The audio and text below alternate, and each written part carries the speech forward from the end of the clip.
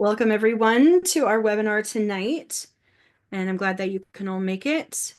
Tonight we'll be speaking on the three pillars of a relationship, and there's me and Walter that will be sharing tonight.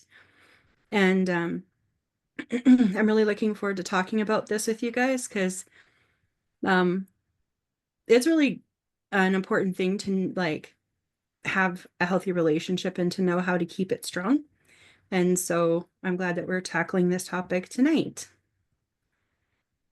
And so, what are the three pillars of relationship? And I know it was kind of like a spoiler on the front page, but we're going to go through each one. So, the first one we're going to talk about right now is love. And so, love is an important part of a relationship, uh, whether it's with other people or with God or with yourself. It's important that you love in all of those relationships. And I don't think it's a coincidence that Jesus, when he was giving and like what rules we are to follow, he shared that we are to love God first and then love others and ourselves. And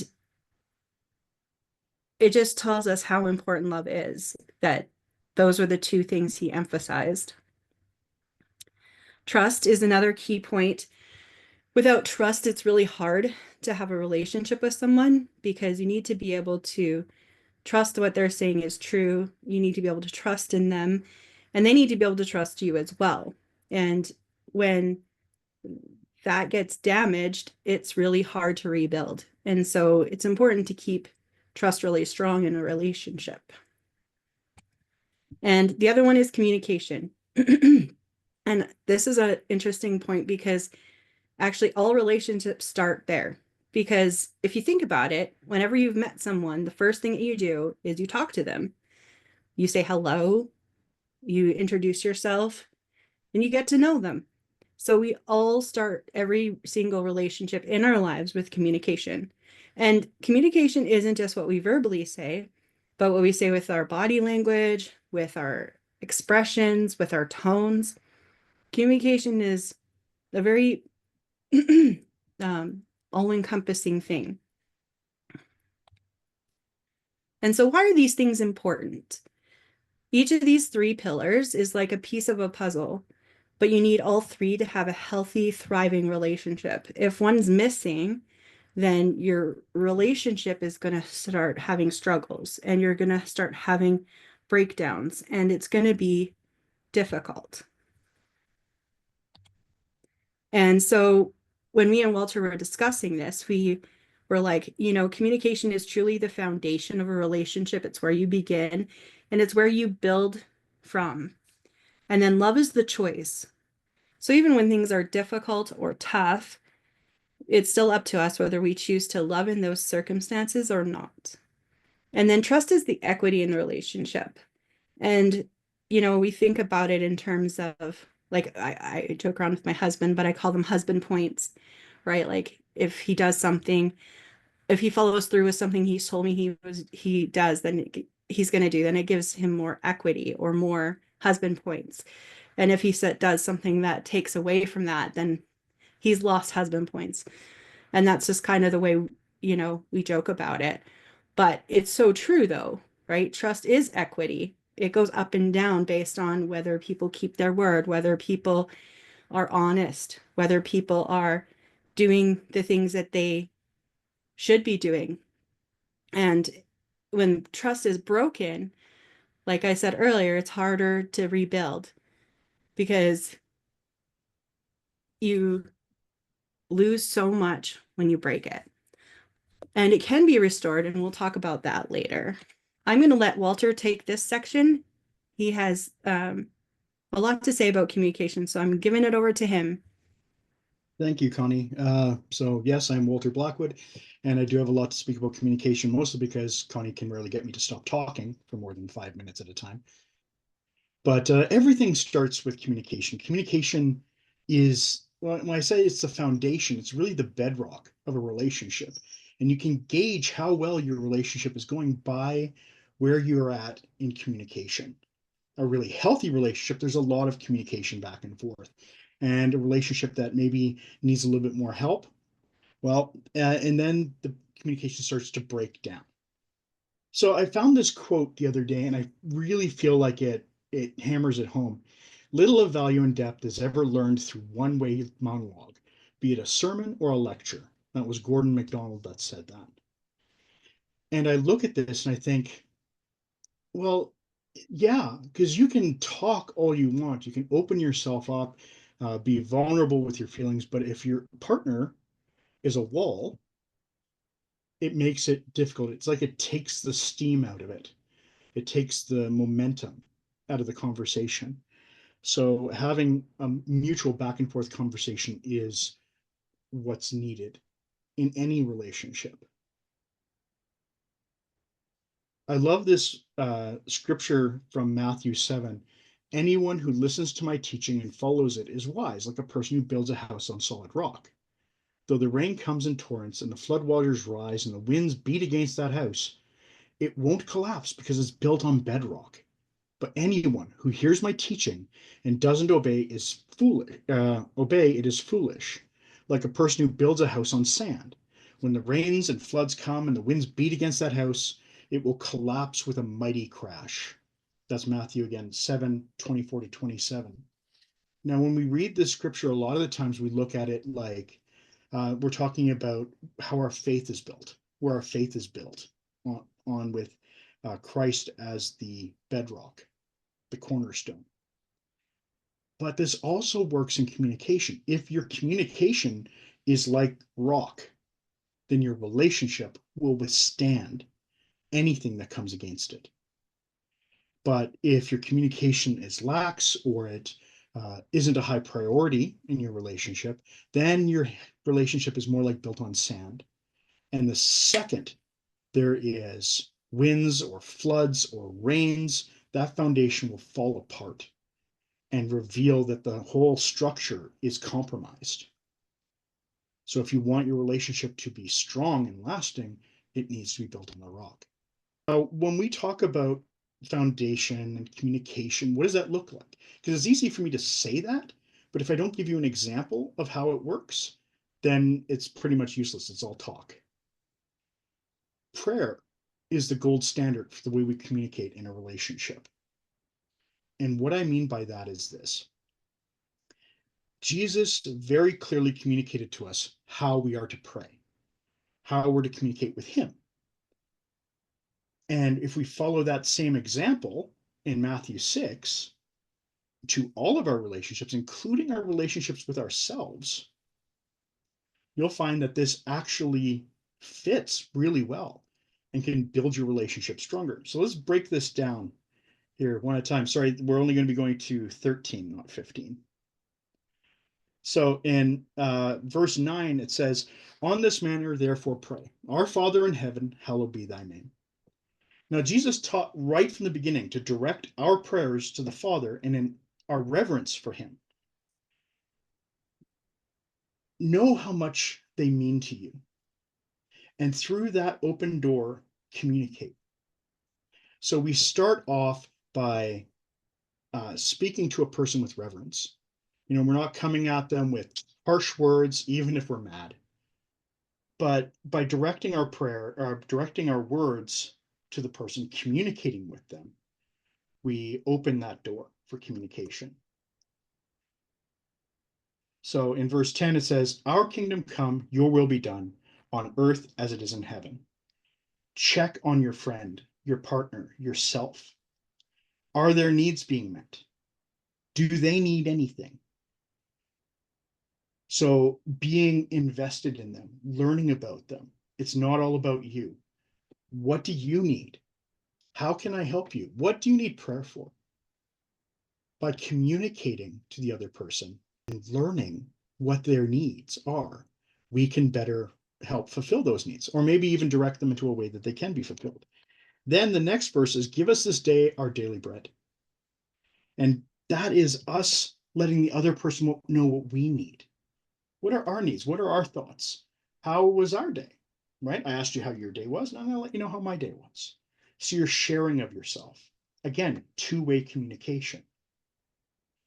this goes in prayer, this goes in inward conversations, letting you, like, really thinking about it. Where are you at mentally, physically, emotionally, spiritually? In 12, it says, and forgive us our debts as we forgive our debtors. Hold no offense. Offense is a relationship killer. Forgive fully, forgive often, and take responsibility and ask forgiveness when you know you've done something wrong. Or maybe even you didn't, and they have, like, you said something you didn't mean to be unkind, you didn't mean to be hurtful, but it was taken that way. So still, like, look, I'm sorry, I didn't mean to do that, I didn't mean to say it that way. So forgiveness is a major thing in communication. And finally, in verse 13, and do not lead us into temptation, but deliver us from the evil one. For yours is the kingdom and the power and glory forever and ever. Amen. Never let the enemy worm his way into how you speak to others. Be honest, be loving, be truthful in your communication, and above all, bring God's Spirit into every corner of your life. I remember one of my favorite books by C.S. Lewis is The Screwtape Letters. It's a book, and C.S. Lewis did this amazing thing of preaching the Word of God from the other side of it. The entire book is an older demon speaking to a younger demon and giving him advice on how to corrupt this person. And he says, for example, he wants to go to church. Well, let him go to church, but make sure he's paying attention to the weird old lady with blue hair over here and that person over there, like, not paying attention to the word being spoken or the lesson to be learned. In one of the chapters, it talks about this man and a woman getting ready for breakfast. And the woman wants to have breakfast out on the porch, but the man doesn't really want to. And so the demon is like whispering little things to make little passive aggressive comments. And the woman, mentions she wants to go, and the man makes some snide remark, and then the woman gets offended and she starts speaking badly. And he didn't care if they actually ate out on the porch, but the enemy whispering in his ear was like a bug that twisted things into the point where their communication broke down completely. So you don't let the enemy do that. You do not let the enemy whisper in your ear. There's a great acronym that I use. I did a lot of work in children's ministry, and we say this to elementary school students. Think. When you're about to say something, is it true? Is it helpful? Is it inspiring? Is it necessary? And is it kind? When we're talking not just to other people, but to ourselves, how are you communicating to yourself? Are you telling yourself lies, or are you telling yourself the truth? Are you helping yourself? Or was that comment really not helpful at all? Are you inspiring yourself, or are you putting yourself down? Are you being necessary in your statements, giving yourself the inspiration to move forward? And most important, are you being kind with yourself and how you speak to yourself in your inner dialogue? By looking at these things, obviously you can't look at every thought you're thinking to yourself and apply this to it. But give yourself spot checks. Figure out where your head is. And by using this and using Matthew 7, no, not Matthew 7, Matthew 6, you will find that your communication with yourself, your communication with God, and your communication with others will improve drastically. Now I'm going to turn this over to Connie to speak about love. Thank you, Walter. So when we were choosing who was going to take which topics, we were actually seeing who had downloads from God and stuff. And it was actually pretty interesting how, as things developed, it became quite clear who was going to do what. And so I really hope that you guys are getting a lot out of this. And secondly, when he was talking about communication, something that occurred to me as he was sharing is, it's that inner dialogue that he was talking about when you're talking to yourself. And I think sometimes we get so caught up with that inner monologue, that inner dialogue, and sometimes we don't even notice what we're saying to ourselves. And part of the thing that we need to focus on is where, like, we need to start with ourselves. And we need to be cautious with the things that we believe about ourselves. And a lot of that gets reinforced with that inner dialogue that we have. And so I love when he was saying, we need to really pay attention to that inner dialogue because it's so important. And it actually can even skew the view of other people. And then another scripture that came up in our time while we were putting all this together about communication was Ephesians 4, verse 29. And it says, "Do not use foul or abusive language. Let everything you say be good and helpful, so that your words will be an encouragement to those who hear them." And how many times when we're upset or we're exhausted or we're just having a rough go, are we careless with our words? And it's not something we intend to do. It's not something that we want to do. We want to be caring for people. We want to be kind. We want to be loving. But in a lot of times in those moments, we're careless. And so it's really important to take a moment, especially when you're tired, especially when you're having a bad day, especially when you're angry. Take a moment and evaluate what you're seeing. Evaluate that think. Is it, true? Is it kind? Is it inspiring? Is it helpful? And is it even necessary to say? Because I think sometimes we say a lot of unnecessary things when we are exhausted or angry or at the end of our rope. And so I just wanted to touch on those couple of things before I dive into love is a choice, is the choice. And we titled it Love is the Choice for a reason. It's not a choice, it is the choice in the relationship. And because there's a lot of choices, but in order to maintain a relationship, especially a close one, you need to choose to love. Otherwise, you might as well just let that person slip out of your life because your relationship is not going to grow. We choose to love. And when we choose to stop loving, it is then that the relationship becomes damaged and broken. And that's why, a lot of relationships break down. It's why a lot of people go their separate ways. You see this in marriages, you see this in regular friendships, you see this even when families, right? When people stop loving or stop forgiving, all of a sudden things break down and there's distance and there's damage and there's hurt and offense and brokenness. And it's always a choice.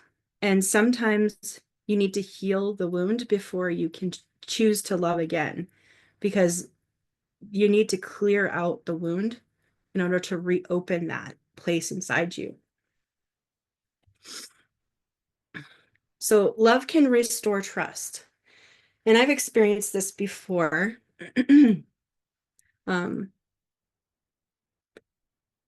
There's been a lot of times in my life where people have broken my trust.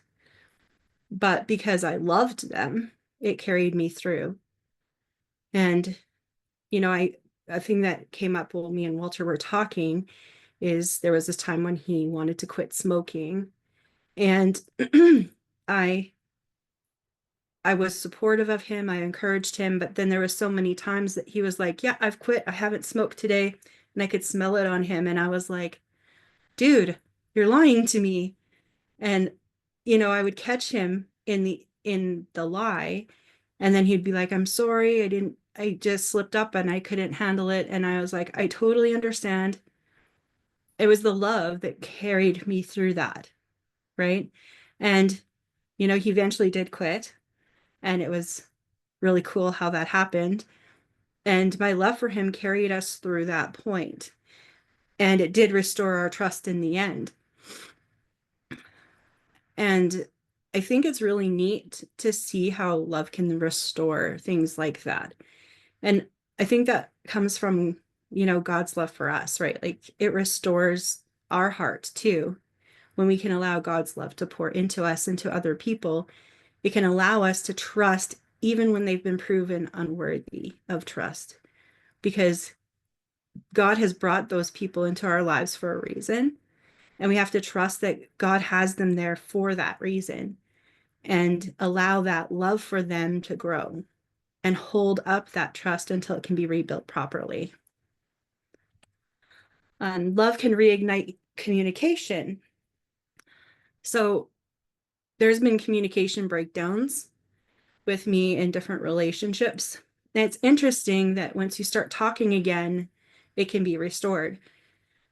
And I've had experiences with this too. One was a person that I knew in BC. Communication had broken down with them and we weren't talking. And then we met again just a couple of years ago, and we talked it all out. And it was interesting because through that conversation, it I realized that me loving them with God's love was what opened that door for that communication. Because otherwise, if that wasn't there, I don't think I could have reopened myself up to reignite that conversation. But God had already been working on my heart and asking me to pray for them. So when I ran into them, it was like my heart already had softened, and it was able to reignite that. And it was pretty cool what God did there. And so I've actually experienced that.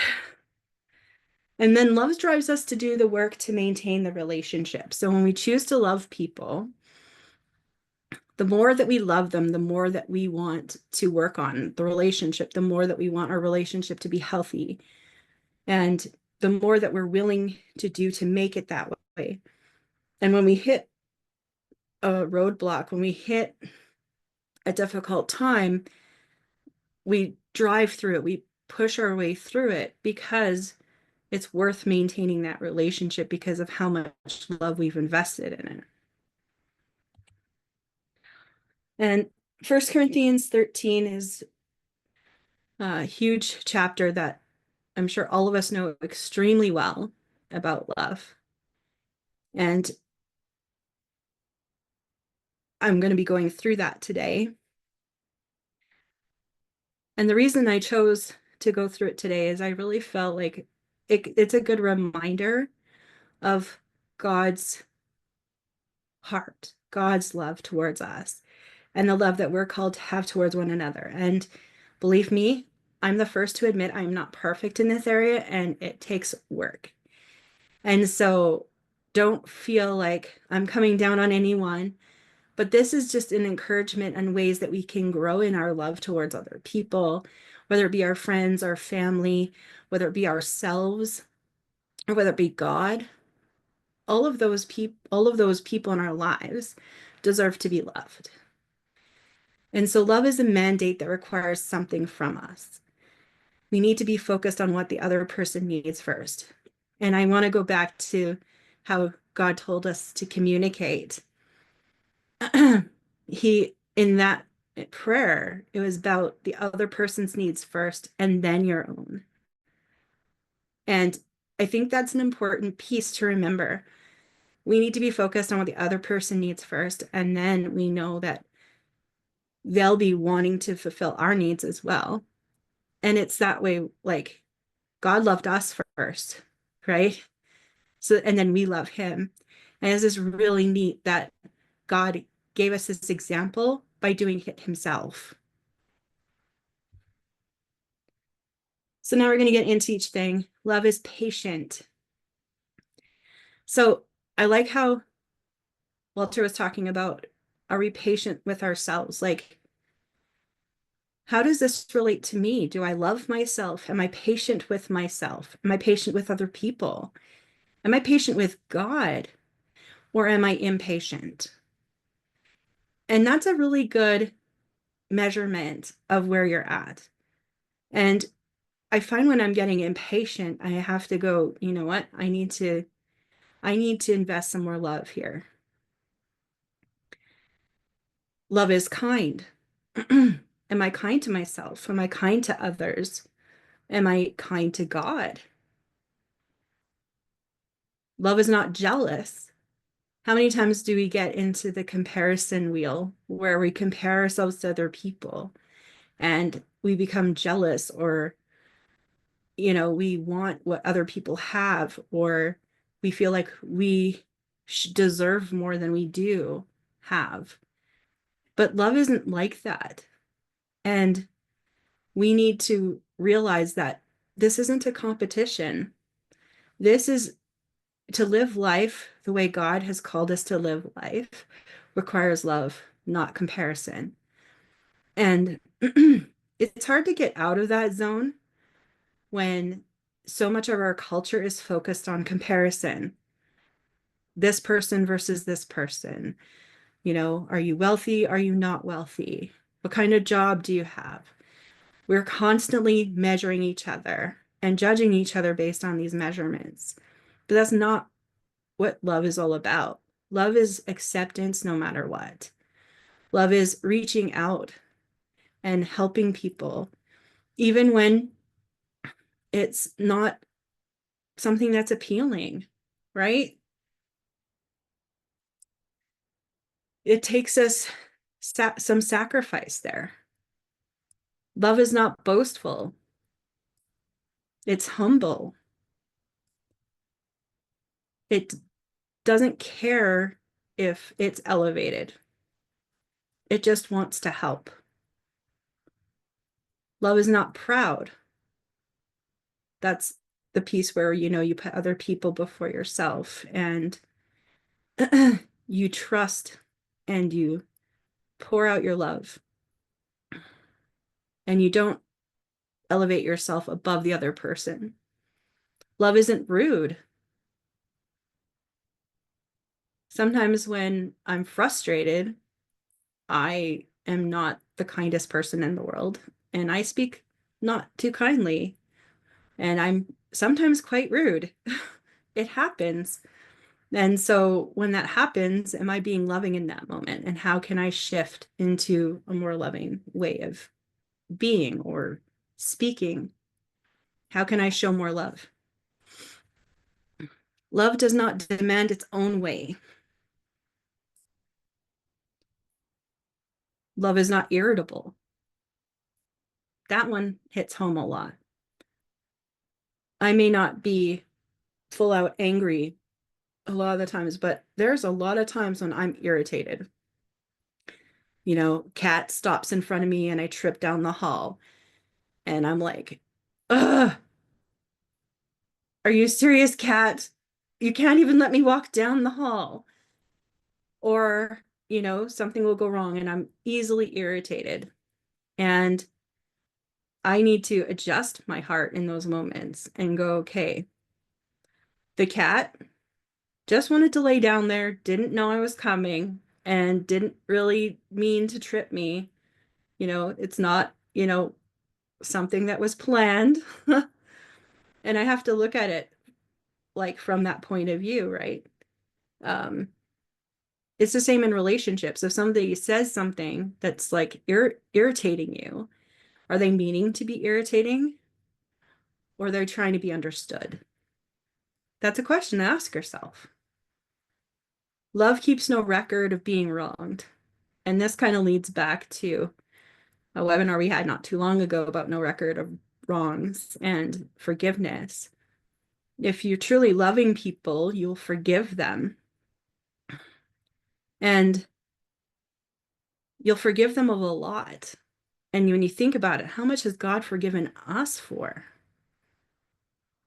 And we don't deserve it, but God forgave us freely. So how much more should we forgive others that haven't done as much to us as we've done to God? Like, I really have to think about that when it comes to trying to forgive people. You know, God forgave me of so much. Who am I to hold this against this person? Love does not rejoice about injustice. Love rejoices whenever the truth wins out. And I think this one is an easier one to relate with because a lot of us don't enjoy injustice and a lot of us like fight against injustice. But how are we doing that? Because I feel like there's times where there's a loving way and a non-loving way to fight injustice. And so we also need to be cautious when we do that and make sure that we're still doing it in a loving way. And love rejoices whenever the truth wins out. That's exciting. So if we maintain honesty with ourselves, with other people, with God, then we should be rejoicing, right? And it's interesting how love and honesty are partners, right? And I love how this ends.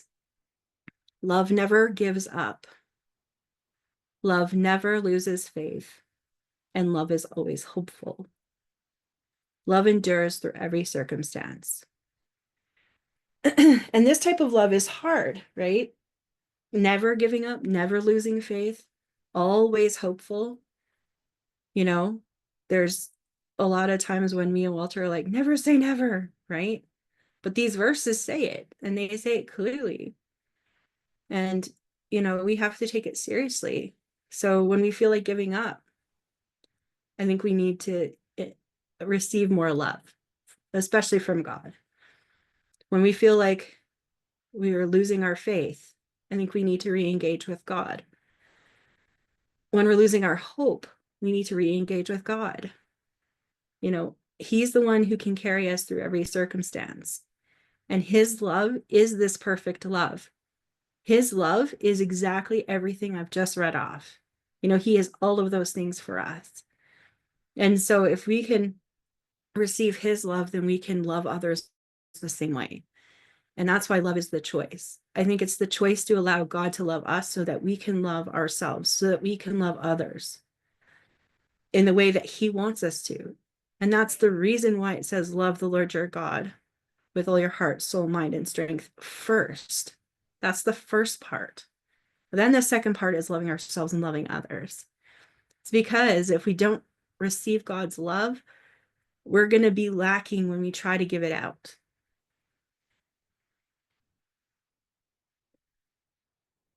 So how are we doing with this? What's one area that you can work on in this vital leg of the relationship, in this vital pillar? I've talked about so many different things in there. What's one thing that really hit you tonight? And I just want you to think about that for the next 30 seconds before Walter takes over for the next section, and just let that resonate with you. How can you strengthen it? Okay. I love listening to Connie talk because I'll say something and yeah, I can be very emphatic and I can be very performancy, but then Connie will turn around and take everything I've said and put it so succinctly and so clearly. And I'm like, I wish I had had those words when I was first talking because it would have been so much better. This is why she's the author, right? I'm proud of Connie's heart and eloquence is something I wrote down as soon as Connie started speaking. So I just wanted to share that. And another thing is that one verse that talks about, love the Lord thy God with all thy heart, soul, right? And then love every neighbor as yourself. It's not just about loving God your neighbor, and yourself, but loving people as you love yourself. Right? Which is why I think her book Unlovable is so important, because it helps us find a way to love ourselves better. And by doing that, we can love other people better. Trust is the equity relationship because uh, it's a bank account that is constantly having deposits and withdrawals. Love, hopefully, is consistent. Communication, hopefully, is consistent.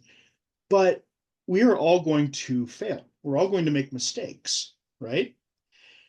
He remembered my birthday, but he forgot to take out the trash like he promised. I swore to give up cigarettes, and I broke down and had one today. You know, you, you know, I promised to do something and I wasn't able to do it, but I was able to do it later. Trust is constantly deposits and withdrawals. The word in Hebrew for trust is batach. I swear I probably mutilated that pronunciation, but batach means expresses the sense of well-being and security that results in having someone in whom you can place your confidence in. Again, it expresses the sense of well-being and security that results in having someone in whom you can place your confidence in. Do you feel like you can put your confidence in someone? Something to think about. Can you put your confidence in yourself? Are you confident in yourself, in your ability to uphold what you say? In the Bible, it says, swear not by anything. Let your yes be yes and your no be no. Meaning we are supposed to do that. We're supposed to be able to just simply, if I say yes to this, that's what I'm doing. I don't trust myself very much, though. I really don't. I have broken way too many promises and swore I'll never way too many times. And this keeps me from trusting others because I know me. And if I can't trust me, how can I trust you? If you want to build equity in your relationship, you need to start right here.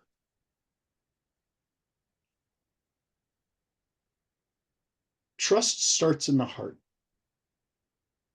When you forgive yourself and start to build that trust equity in your heart, you open yourself up to trusting others. And the one and only exception to this, I think, is trusting God. Because God, He alone in the whole wide world, will never let you down or forsake you. God is the ultimate in trust. His trust account, his equity is like here, right? You can always trust in God. In Proverbs 3, verses 5 and 6, it says, trust in the Lord with all your heart and lean not on your own understanding. In all your ways, acknowledge him, and he shall direct your paths. Set your feet on the path he has given to you. Forgive yourself for your mistakes, and God will show you that you can be trustworthy. He will help you fill that account so you can pour that trust into others and grow those accounts as well. So there's an old expression about love is the one thing that you can give out eternally because the more you give it, the more you have it. And I've always loved that expression, but it fits with trust as well. The more you trust in God, the more trust you have in yourself. Because if you're following him, you will never lose your footing. So communication, trust, and love. All three of these are needed in every relationship you have. You look at this stool here, if one of those legs goes, you can imagine what would happen. You're going down. So what happens if one of these breaks down? When one of the legs is missing, the other two hold the relationship together until the broken pillar is repaired. In this case, we look at love. So if love breaks down in a relationship, it can still keep going if you're talking, if you trust one another until that is restored. I remember there was a time in me and Connie's relationship where we started to act more like roommates to each other. We still talked, we still paid attention to each other, we still trusted each other. That wasn't an issue at all, but it was like we were roommates that shared a bed. And we both could feel something was wrong, but we couldn't tell what it was. And so we kept talking and we kept trying to figure it out. And then one day we realized that we weren't even communicating as much anymore. It was putting so much strain on our relationship that was starting to affect our foundation. And when we saw this happening, we were like, uh-oh, okay, we need to do something about this. It drew attention to the problem, what the real problem was. We trusted each other and started talking about it. And along with doing devotions, we realized we were not acting loving to each other. And this repaired it. So if any of these legs go out, you can restore the relationship. Absolutely. And this includes with ourselves. Again, if you're not acting loving towards yourself, by listening to yourself and trusting yourself, you can find your way back to that. If you don't trust yourself, like I haven't trusted myself in the past, I can communicate to myself. I can be like, okay, why is it that I don't trust myself? Well, I keep screwing up. Okay, well, have you learned from the mistakes you've made? Yeah. And I'm loving and forgiving myself. Okay, well, if I love myself, I forgive myself, I understand I keep making these mistakes, maybe I can find a way to not be making as many mistakes. And maybe I can find my way back to trusting myself some more. In all of these three, if one is damaged, the other two can help you repair. Thank you for sharing that. Um, I think when you were sharing about that incident, one thing that came to mind was um, when the communication started going down, um, that's when we recognized that something was going wrong. And um, I think that is a key indicator, because the foundation is communication, right? And so when communication is failing, it kind of actually um, reveals which other ones are also failing. Because the more that you talk about it and you get to the heart of the issue, you're going to find where the trust went down, or you're going to find where the love went down, and you're going to be able to restore it. Um, and it's when we started talking, and not just surface talking like, hey, how was your day? But actually getting into the nitty gritty of it and getting into what was fueling our distance, that we realized that the love was still there. We just weren't activating it. And it's so important, that communication part, that in order to restore that, because it wasn't that we didn't love each other, it's we weren't acting out our love for one another. And that makes just as big of a difference as choosing not to love each other, because we were choosing not to show each other that love. And we got complacent, you know? We didn't do it out of like malice towards one another. We got complacent. We got into our usual routine, and we weren't intentional about it anymore.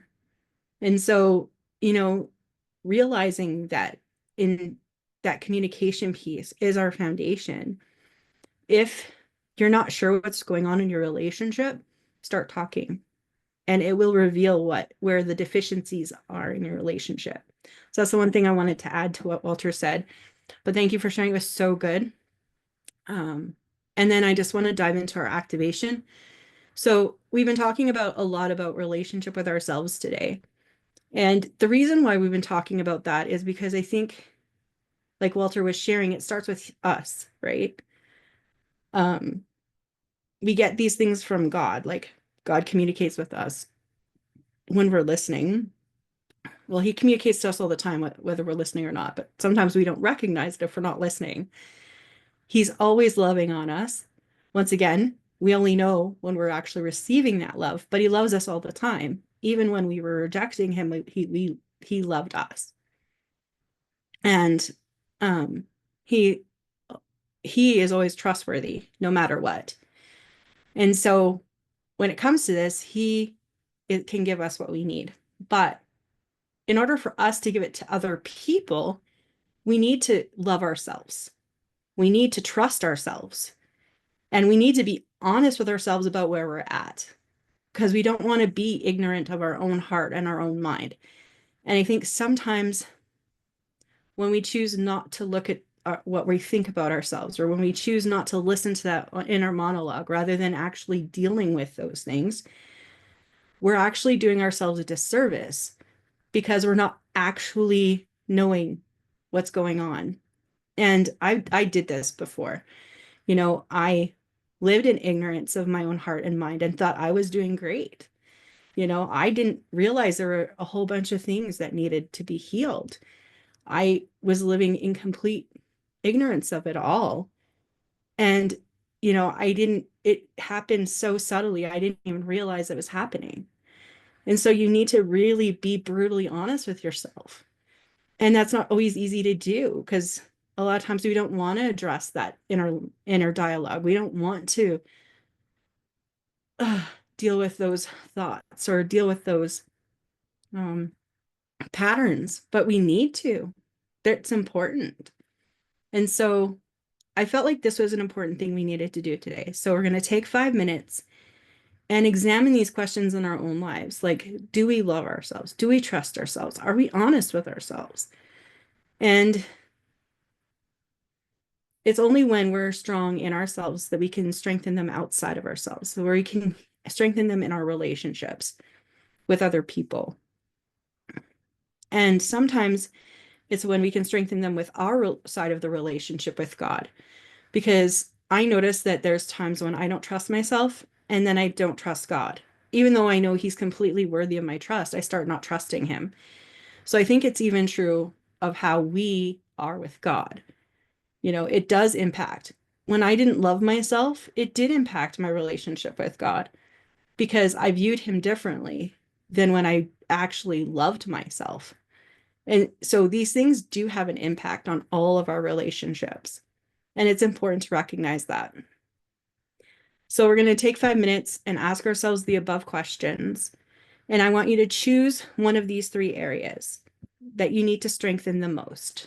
And then write down some ways that you can strengthen that leg for yourself, whether it be loving yourself, whether it be trusting yourself, or whether it's just your inner dialogue that you need to do something about.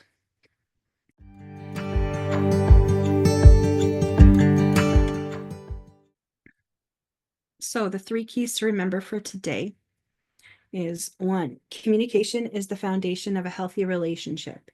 It's where everything starts. Number 2, love is the choice in a healthy relationship. Loving requires us to be intentional. Forgiveness and reconciliation are the languages of love.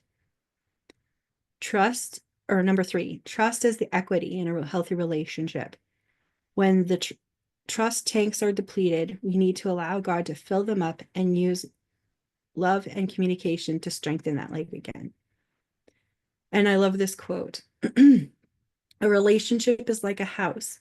When a light bulb burns out, you don't go and buy a new house. You fix the light bulb. And it's so true. Like, we don't have to replace the relationship. We don't have to toss the relationship out. We just need to fix the one thing that's wrong. And so, like I was saying earlier, communication can be a great tool to do that, to reveal the deficiencies in our relationship.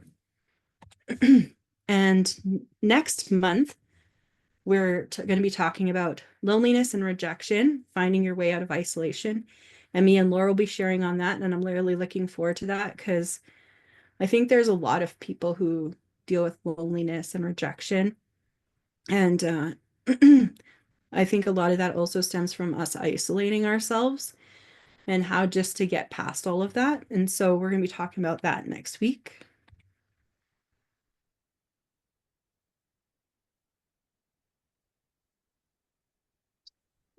Yeah, I loved our first gathering. We gathered last month for the first time, and it was a powerful time of vision casting and just setting the stage for what I believe God wants to do in and through us in this season. And I'm excited for this next month coming up. And Ramona, did you want to say just a couple words about what you want to share that day? Sure. We're going to be focusing on Matthew 6:10, which is how to bring the kingdom in a practical way in our everyday lives. And sometimes it feels a little bit out there. Like, how can we do that? Or we just repeat the Lord's Prayer and it's just something we say in routine. But how do we take that concept and how Jesus really meant it? Like he really meant it that we should have his kingdom on earth as it is in heaven. And so how do we take that? How do we make that real in our lives? That's what we're going to be talking about. Yeah, so join us next month and, invite others to come with you, and you can register. It is a registration required event. So you can do so on our website at nosafoundation.com. And if you have any other questions, you can reach us at kbbccalgary@gmail.com as well. Wanted to also let you know about our online store for those of you that might be watching this for the first time. No One Stands Alone Foundation is actually a nonprofit business. And, we offer our mentoring, one-on-one mentoring at no cost so that everyone can receive the supports that they need, that there's no barriers. And a lot of our other programs are subsidized or also given at great discounts. And in order to do that, we run 2 or 3 major fundraisers throughout the year, but also all year long, we have our online store. And right now we have some handcrafted items, we have print materials, we also have some of our merch on there. And, whatever you purchase from our online store, 100% of the proceeds goes directly back into No One Stands Alone. So consider this when thinking about gift giving or different seasons of your life, or even if you want to just support NOSA, this is a great way to do so.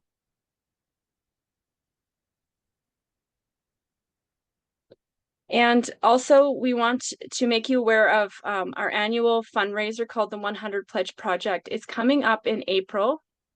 It's from April 1st to April 30th. But right now, what we're doing is we're looking for ambassadors. And last year, we launched this ambassador part of our project, which is instead of it just being me and Connie going and fundraising, we're inviting others to join with us. And what that looks like is you would get a form and you would reach out to your friends, your family, your community, your workplaces. You would share the vision and mission of No One Stands Alone and how you've been impacted, and collect donations. And in doing so, we have different incentive levels for those that raise money for No One Stands Alone. And so you can earn really cool incentives depending on the amounts that you raise. And if you're interested in learning more about this, you can check out our website. We have more information there.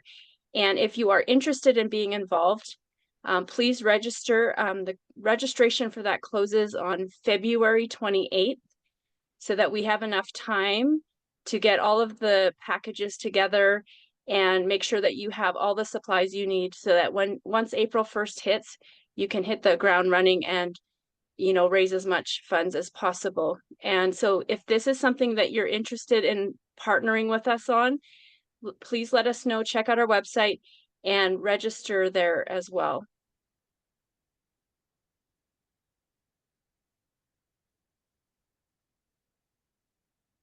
So this is about the NOSA Unleashed podcast, and I'm sure you've heard of it before, but the last 2 podcasts actually have Walter and me, so that's why he's on there too.